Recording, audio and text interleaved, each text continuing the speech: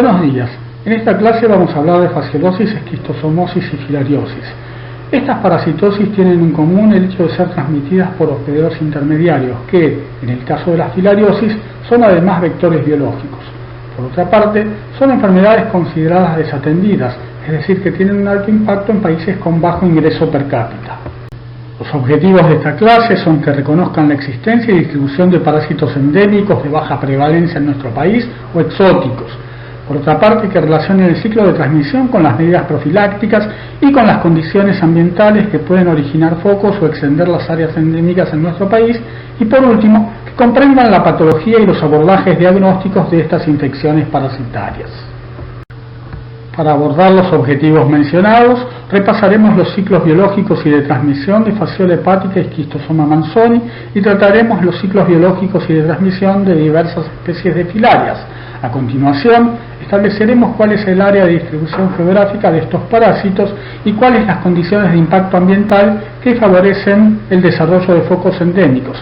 En este contexto trataremos las medidas adecuadas de profilaxis. Posteriormente, mencionaremos algunos signos y síntomas que caracterizan a las enfermedades mencionadas y cuál es la patología que se desarrolla, haciendo hincapié en los órganos afectados y en los mecanismos involucrados. Por último, estableceremos cuál es la oportunidad de realización y los métodos de elección desde el punto de vista del diagnóstico de certeza. Respecto a los ciclos biológicos y de transmisión de fasciola hepática, podemos resaltar que su ciclo depende de la distribución del hospedero intermediario, es decir, es un parásito heteroxeno.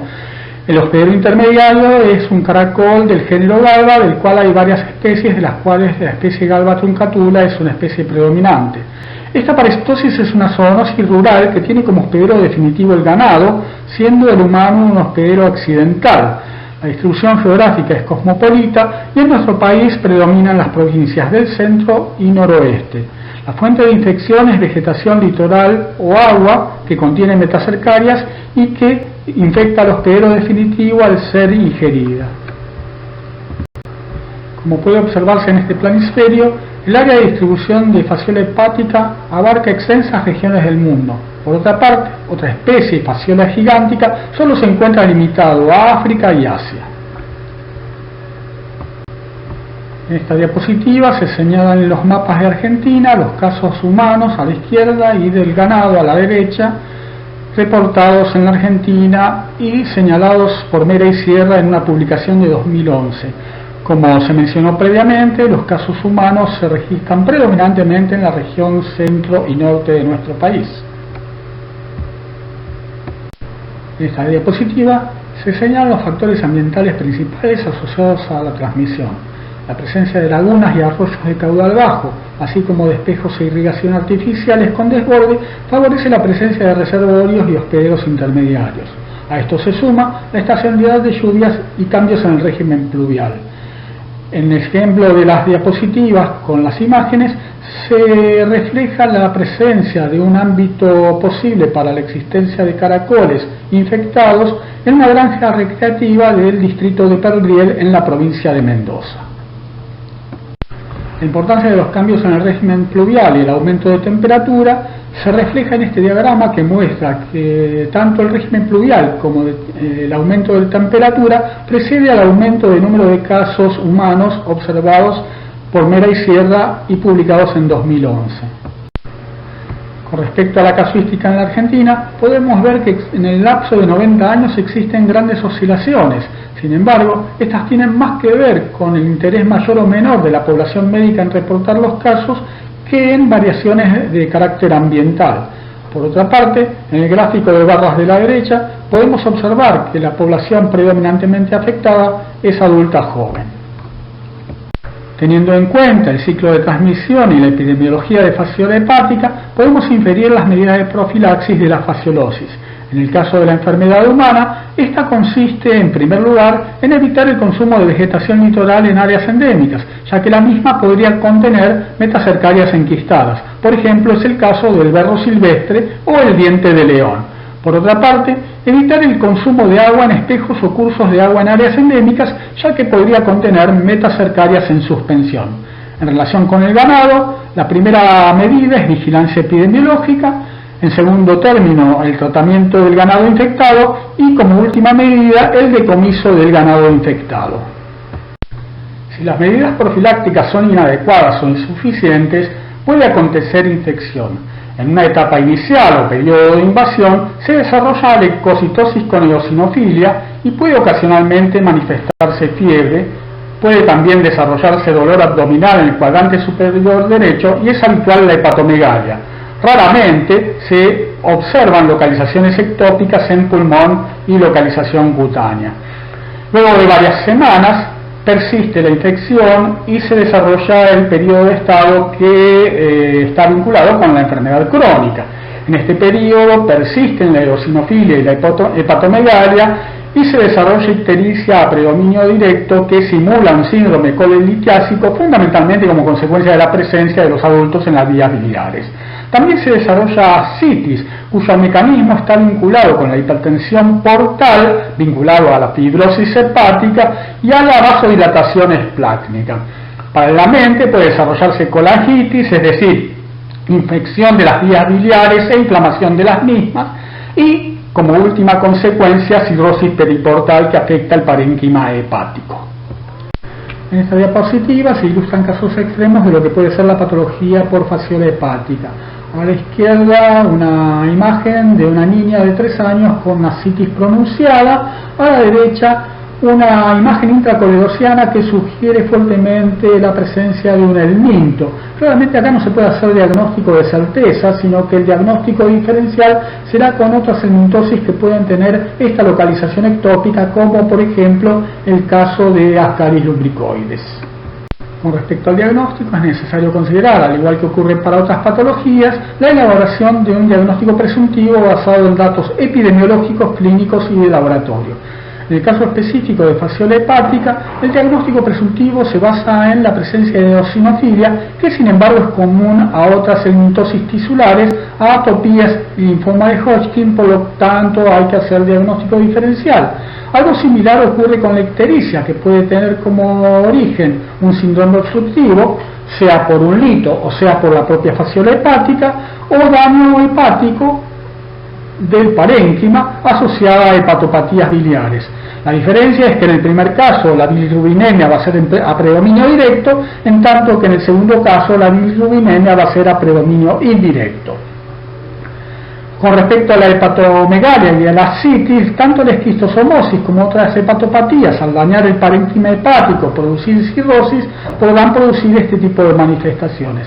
Por lo tanto, en estas condiciones, un dato relevante para poder llegar a un diagnóstico presuntivo un poco más delineado es qué tipo de contacto con el medio ambiente tiene el paciente, y en este caso el contacto es fundamentalmente a través del consumo de agua y vegetación litoral que pudiera estar contaminada con metacercarias.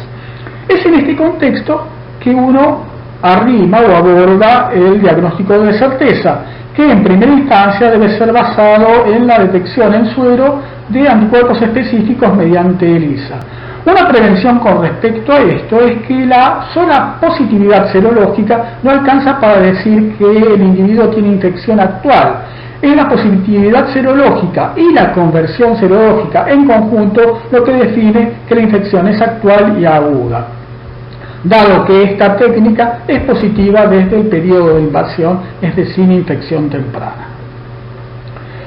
Por otra parte, las pruebas coproparasitológicas seriadas, es decir, aquellas basadas en la detección del parásito en materia fecal, huevos en materia fecal, y su técnica coadyuvante, la técnica semi-cuantitativa de Catocax, de la cual vamos a hablar luego cuando hablemos de esquistosomosis, son positivas recién entre los 3 y 8 meses post-infección. Existe una técnica basada en la detección de coproantígenos, es decir, una técnica de diagnóstico directo, que es una ELISA de captura desarrollada por el Instituto de Medicina Tropical Pedro Curie de Cuba, que tiene mayor sensibilidad que la prueba de examen coproparasitológico y de Catocax que mencionamos previamente, pero esta prueba no está disponible en todos los países. A continuación, repasaremos algunos aspectos de los ciclos biológicos y de transmisión de Schistosoma mannsoni. Como recordarán de Microbiología 1, el ciclo de transmisión depende de la distribución del hospedero intermediario, caracoles de agua dulce del género Bionfalaria. Esta parasitosis es una antroponosis rural que tiene como único hospedero definitivo al humano. Es una parasitosis cuya distribución geográfica es tropical y neotropical, y en América Latina se distribuye en el Caribe, donde tiene baja prevalencia, hasta el Brasil, donde particularmente en el noreste su prevalencia es elevada. La infección ocurre a partir de cursos de agua dulce infestados con cercarias que penetran a través de vía percutánea. En esta diapositiva se ilustran la distribución geográfica y formas clínicas asociadas al género Schistosoma. Los géneros Schistosoma manzoni, Schistosoma japonicum y Schistosoma mekongi causan esquistosomosis intestinal o hepatointestinal. Schistosoma manzoni está distribuida predominantemente en Brasil y en China. Schistosoma mekongi está distribuida en la cuenca del río Mekong, en tanto que Schistosoma japonicum está distribuida en Japón y algunas áreas de China. Por otra parte, Schistosoma hematorium, que causa esquistosomosis urinaria, se distribuye exclusivamente en África. Para un mayor detalle, pueden consultar la bibliografía recomendada. Esta diapositiva muestra cómo condiciones que hacen al impacto ambiental, particularmente derivadas de la acción humana, pueden generar focos endémicos nuevos o extender áreas endémicas ya preexistentes. En particular, la diapositiva ilustra una cita bibliográfica de por lo menos 40 años de antigüedad que señala que la construcción de la represa alta de Asuán sobre el río Nilo se tradujo en un aumento de la prevalencia de esquistosomosis en Egipto. Esto se debe al hecho de que, por un lado, aumentó el área de influencia del caracol y la distribución del parásito, y por otro lado, a esa área de distribución del parásito que fue aumentada, fueron llegando nuevos pobladores con fines de siembra, etc. Y estos pobladores podían ser infectados, es decir, acarrear el parásito, o ser población no infectada, es decir, susceptible. Por lo tanto, tenemos un foco nuevo o la extensión de áreas endémicas preexistentes que implican la presencia de hospederos infectados, tanto sea definitivo como intermediario, y de población susceptible no infectada. En esta placa se muestra mediante fotos una de las actividades que puede dar lugar a la infección por esquistosoma, en particular esquistosoma manzoni en el África subsahariana, por ejemplo la recolección de agua. Pueden existir otras actividades como el juego, es decir, la actividad lúdica de niños, o el aseo, es decir, que tanto niños como adultos se bañen para asearse en esas aguas y que den lugar a la penetración de metacercarias y que den por lo tanto lugar a la infección. Otro ejemplo sobre el impacto ambiental que puede generar el desarrollo de nuevos focos endémicos o extender áreas endémicas preexistentes lo da esta diapositiva. En las memorias del Instituto Oswaldo Cruz, hace muchos años se publicó la identificación de la transmisión de esquistosoma manzoni en el estado de Río Grande do Sul. Dos aspectos señalan la importancia de este hallazgo. En primer lugar, el estado de Río Grande do Sul es limítrofe con Misiones y con Corrientes. En segundo lugar, en nuestro país, si bien no existe esquistosomosis endémica, hay hospederos intermediarios que pueden transmitirla, y estos hospederos intermediarios tienen la particularidad de volverse más susceptibles si son infectados con otro trematode. Por lo tanto, es una situación que merece cierta atención desde el punto de vista epidemiológico y de vigilancia epidemiológica. En esta diapositiva se resume lo dicho precedentemente. En resumen, en lo relativo a impacto ambiental y desarrollo de focos endémicos nuevos o a extensión de áreas endémicas ya preestablecidas, la transmisión está asociada al aumento del área de distribución del hospedero intermediario, ya sea a través de la extensión de áreas anegadas como consecuencia de la construcción de represas o embalses, o a la extensión de áreas irrigadas como por ejemplo como consecuencia de las actividades productivas, es decir, actividades de sembrado.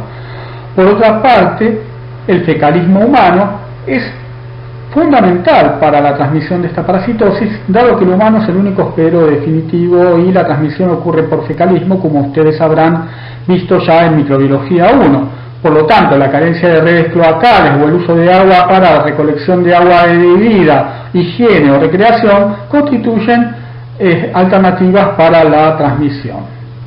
Por lo tanto, desde el punto de vista de la profilaxis, podemos delinear al menos 4 medidas de índole profiláctico, 2 de características individuales y 2 de características colectivas.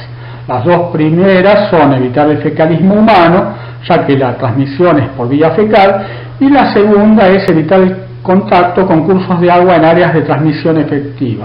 Desde el punto de vista colectivo, lo relevante es la construcción de redes cloacales y el estudio del impacto ambiental ante la construcción de diques y represas para evitar la dispersión del hospedero intermediario.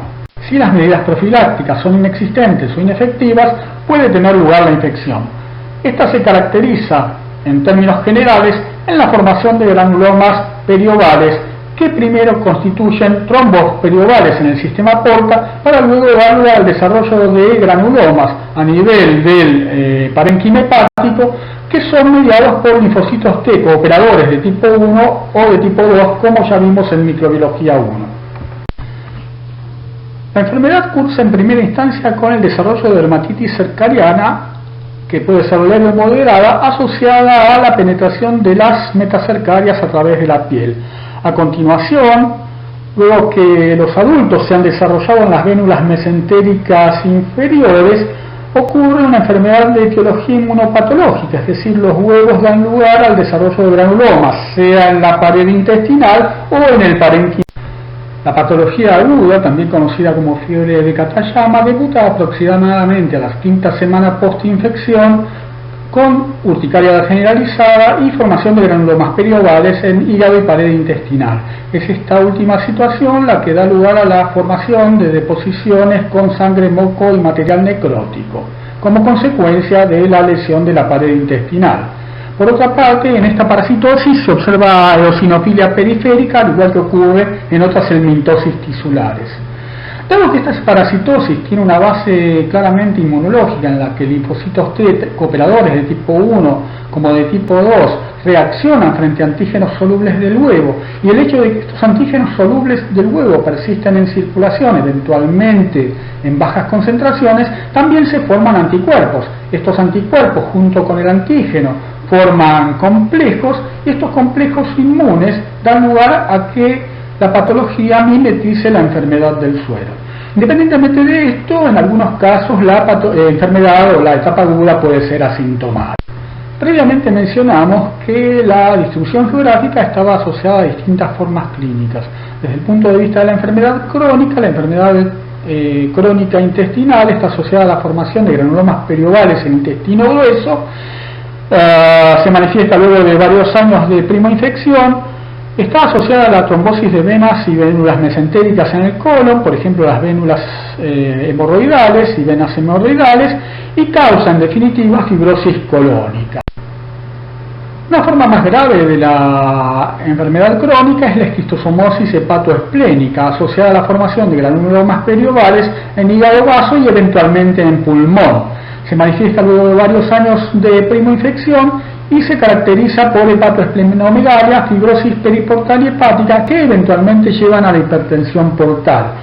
Si esta ocurre, generalmente se desarrollan cortocircuitos portaesplénicos, es decir, circulación colateral que lleva huevos hacia el vaso y por lo tanto formación de granulomas en vaso. De alguna manera o con un mecanismo análogo al que habíamos visto para la fasciológisis, puede desarrollarse como consecuencia de la hipertensión portal y de la vasodilatación esplácnica ascitis. Eventualmente, como mencionamos que en algunos casos puede haber formación de granulomas periovales a nivel del pulmón, puede ocurrir hipertensión pulmonar. En esta diapositiva se muestran imágenes algunas de las características clínico-patológicas de la esquistosomosis hepatoesplénica. Arriba a la izquierda, un paciente con esquistosomosis hepatoesplénica que muestra hepatoesplenomegalia y ascitis. Arriba en el centro, un macroscópico de un hígado que muestra claramente parches blancos correspondientes a fibrosis.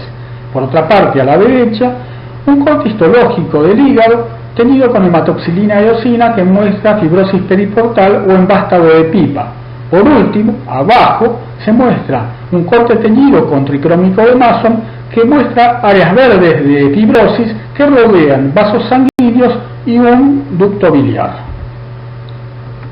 Desde el punto de vista de diagnóstico, este consiste en la realización de un examen coproparasitológico seriado, realizando a continuación un extendido grueso coloreado con azul de toluidina o verde de malaquita que aumentan la sensibilidad diagnóstica. La serología en general no tiene significativa relevancia salvo con fines epidemiológicos.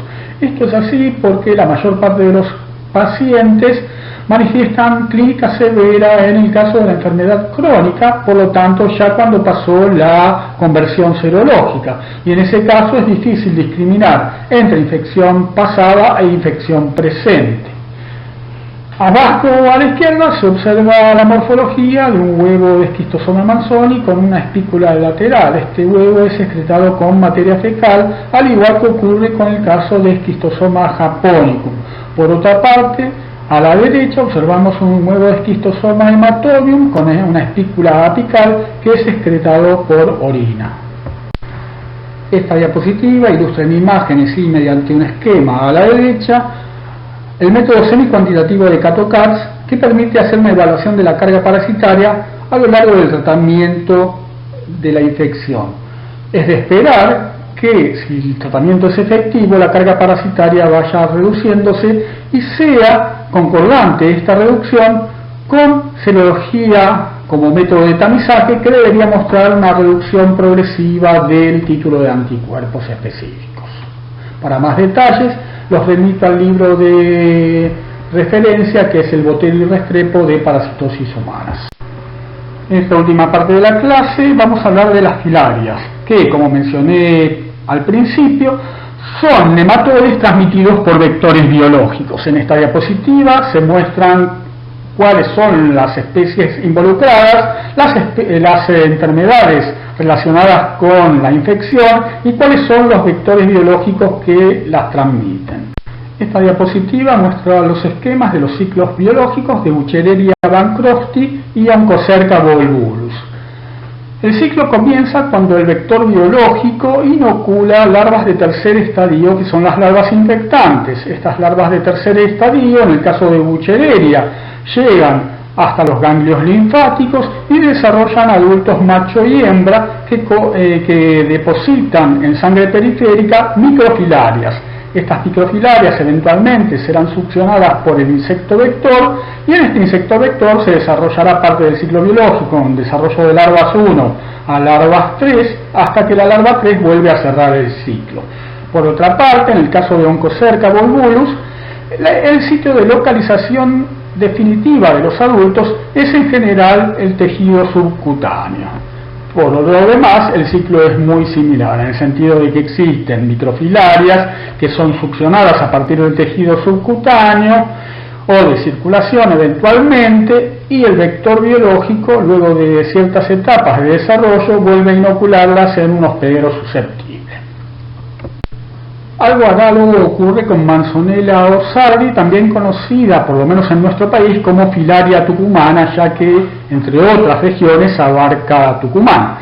A diferencia de las filarias que vimos anteriormente, si bien los adultos de esta filaria se encuentran en tejido subcutáneo, hay reportes que también indican su localización en la serosa peritoneal. Por lo demás, el ciclo biológico es análogo. En esta diapositiva se señala la distribución geográfica mundial y en Argentina de distintas especies de filarias. En negrita se remarcan aquellas especies que tienen particular distribución en América. En esta diapositiva se señalan en verde para la oncocercosis focos endémicos en los cuales la mortalidad y la transmisión han sido eliminados, en tanto que en rojo se señalan focos en los que esta enfermedad todavía persiste, tanto en su transmisión como en el desarrollo de morbimortalidad. En lo que se refiere a la distribución geográfica de Manzonellosis orsardi en las Américas, esta se asocia a regiones del Caribe y el norte de América del Sur, así como en el cono sur, particularmente en nuestro país, en la región noreste. De manera análoga a lo que mencionamos para el caso de la esquistosomosis, existen situaciones de impacto ambiental, predominantemente vinculados con la actividad humana, que contribuyen al desarrollo de focos o a la extensión de áreas endémicas preexistentes. Por ejemplo, existen cambios en la distribución de vectores biológicos debidos a la tala indiscriminada de árboles, al desmalezamiento o a la extensión de espejos de agua que permiten o favorecen la cría del vector biológico, o cambios en la exposición a la enfermedad debido a migración de población infectada, particularmente hacia áreas de desarrollo, y aumento de la población susceptible, es decir, el desarrollo de núcleos rurales en los cuales se encuentra el vector biológico y se ha extendido la enfermedad. Teniendo en cuenta los mecanismos de transmisión, es decir, la intervención de vectores biológicos, uno puede delinear una serie de medidas profilácticas para evitar la infección humana. En primer lugar, impedir el contacto de los humanos con el vector mediante el uso de repelentes o ropas protectoras. En segundo término, eliminar los vectores biológicos en la medida de lo posible, o por lo menos reducir la población existente. Sea disminuyendo las áreas de cría, por ejemplo áreas de agua o espejos de agua en los cuales pudieran criarse algunos vectores, aspersión de insecticidas si la densidad de población de los vectores biológicos es muy elevada y se justifica teniendo en cuenta la relación costo-beneficio, eventualmente tratamiento farmacológico masivo, y para algunas enfermedades como la filariosis linfática y particularmente en la etapa crónica, prevenir las complicaciones de la enfermedad, como vamos a ver posteriormente. En esta diapositiva se ilustran la patogenia a la izquierda y a la derecha la patología de filarias que causan filariosis linfática. Como recordarán del ciclo biológico, los adultos de estas filarias se localizan en los ganglios linfáticos. Esto da lugar a la estasis de la linfa, que eventualmente pasará al tejido intersticial adyacente. Por otra parte, es necesario señalar que los adultos de las filarias tienen en su tubo digestivo bacterias endosimbiontes del género Wolbachia. De manera importante, estas bacterias inducen una alta producción de TNF-alfa, particularmente en los procesos crónicos. Esta producción de TNF-alfa induce hiperproliferación del endotelio y del tejido conectivo, dando lugar a la paquidermia que se observa a la derecha, que tiene fundamentalmente que ver con el desarrollo en particular de hiperkeratosis. Por lo tanto, en el marco de la infección por filarias que causan filariosis linfática, es necesario establecer la prevención de complicaciones. Estas están vinculadas fundamentalmente con el desarrollo de pliegues que pueden permitir la proliferación tanto bacteriana como micótica. En este sentido, es relevante el lavado con agua y jabón y secado eficientes del área afectada, de las membranas de los pulgares, de los pliegues profundos, el recorte y limpieza periódicos de uñas para evitar la acumulación de bacterias o hongos, el uso de calzado apropiado, es decir, no muy apretado, que facilite la acumulación de sudoración, la elevación de las piernas afectadas para evitar la estasis adicional de la linfa, el tratamiento inmediato y diario de las lesiones o infecciones locales con antibióticos y antimicóticos, y la administración de antibiótico-terapia prolongada, particularmente penicilina oral y penicilina benzatínica para contener la infección bacteriana. Por otra parte, en el caso de Manzonella o Sardi, como mencioné previamente, se localiza no solo en el tejido subcutáneo, sino también eventualmente en las serosas peritoneales. Por lo tanto, es necesario pensar que cualquier signo o síntoma tendrá que ver con estas localizaciones. En líneas generales, este parásito aparentemente causa poco daño, pero las personas infectadas pueden presentar síntomas, y en este caso las manifestaciones reportadas han sido fiebre moderada, artralgias probablemente vinculadas con la formación de complejos antígeno-anticuerpo que se depositan en las articulaciones, cefalea, prurito asociado a eritema, que tiene que ver con la respuesta a antígenos de la larva, particularmente de la larva filariforme, que es la larva circulante, síntomas pulmonares difusos, adenopatías con linfadenitis, raramente hepatomegalia y queratitis, que también parece tener una base de tipo inmunológica. teniendo en cuenta los ciclos biológicos, la localización y el hecho de que las microfilarias se diseminan por vía sanguínea o que eventualmente los adultos se encuentran en lesiones cutáneas, uno puede delinear una serie de estrategias diagnósticas. En primer lugar, la identificación de microfilarias en sangre por punción venosa, en tejido subcutáneo mediante biopsia o en los nódulos linfáticos también mediante biopsia, que se ejemplifican en esta diapositiva mediante imágenes. En esta diapositiva se señalan los abordajes metodológicos para el diagnóstico de certeza de la filariosis. En primer lugar, es necesario señalar que se basa en la identificación morfológica de las filarias o la detección de sus antígenos mediante métodos de captura y eventualmente en la identificación de genoma mediante técnicas de biología molecular. Para esto es necesario tener en cuenta cuál es la muestra más adecuada, es decir, cuál es la localización de las filarias a identificar y si estas filarias pueden tener, por lo menos en el caso de la diseminación hemática, es decir, de la presencia de las microfilarias, cierta periodicidad o no. Por ejemplo, en el caso de la filariosis linfática, solamente es posible hallar microfilarias en sangre en el lapso entre las 10 de la noche y las 2 de la mañana. Con la sangre eventualmente se realizarán extendidos teñidos o se podrá realizar la técnica semicuantitativa de QVC, una técnica que se conoce como Buffy-Coat cuantitativo, que también es empleada en el diagnóstico o eventualmente empleada en el diagnóstico de la malaria, pero que adolece del problema de que no permite identificar especie al igual que ocurre en la malaria. En sangre se puede realizar ELISA de captura para identificar la presencia de antígenos, al igual que inmunocromatografía, o eventualmente realizar PCR para detectar genoma. En el caso de la oncocercosis, dado que el parásito se localiza en tumoraciones de la piel, se podrá realizar biopsia que podrán ser disgregadas y luego de realizar un extendido con solución fisiológica observarlas al microscopio óptico o también realizar extendidos teñidos que permitirán identificar las especies de filarias y en particular identificar si se trata de oncocerca. Por último, dado que este parásito puede localizarse en ojo, podrá hacerse inspección oftalmológica y eventualmente hacer una aproximación al diagnóstico. En el caso de la manzonelosis, a diferencia de lo que ocurre con las filariosis linfáticas, las microfilarias carecen de periodicidad, por lo tanto cualquier momento del día es apto para obtener la muestra de sangre periférica y realizar extendidos para su posterior coloración.